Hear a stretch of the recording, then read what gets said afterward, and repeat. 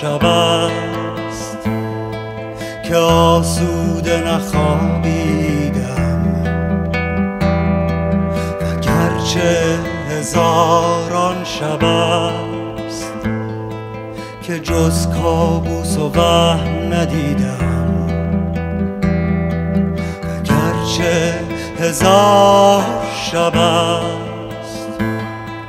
که پا به پای سایه ها دویدم،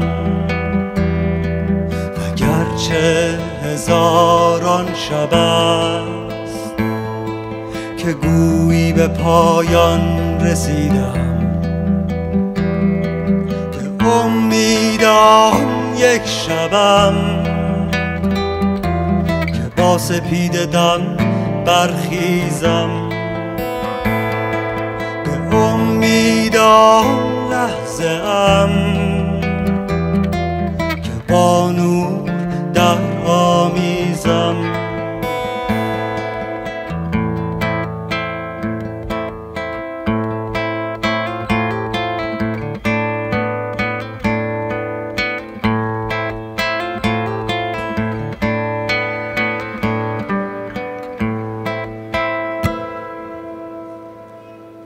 گرچه هزار شب است که آسمان به خود ستاره‌ای ندیده است، وگرچه هزاران شب است که تاریکی بر جهان تنیده است، وگرچه هزار شب است که شب تابی نتابیده است، وگرچه هزاران شب است که شاعری غزل نزاییده است، به امیدم یک شبم که با سپید دم برخیزم،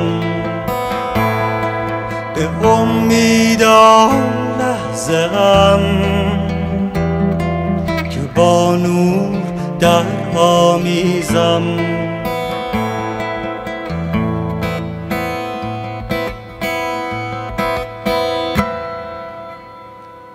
قلم بر دوات نور میزنم، کشم بر بوم تار سایه ها نقش آفتاب و آسمان آبی را، کوچ می کنم ز شهر شهر تا سپید دم تا فلق، کول بارم افسانه ها و قصه ها، می روم به جنگ غول تکرار و ابرهای تیره و تار، سلاحم بوم و رنگ و شعر و گیتار،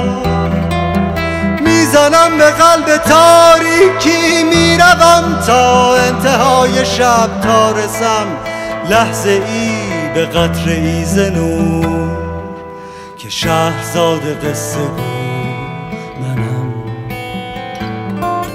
شهرزاد قصه گو منم، بلند شهرزاد قصه گو منم، شهرزاد قصه گو منم، بلندتر شهرزاد قصه گو، شهرزاد قصه گو منم، یه بار دیگه شهرزاد قصه گو منم، بلند شهرزاد قصه گو منم، ادامه بده شهرزاد قصه گو منم، شهرزاد قصه گو منم، بلندتر شهرزاد قصه گو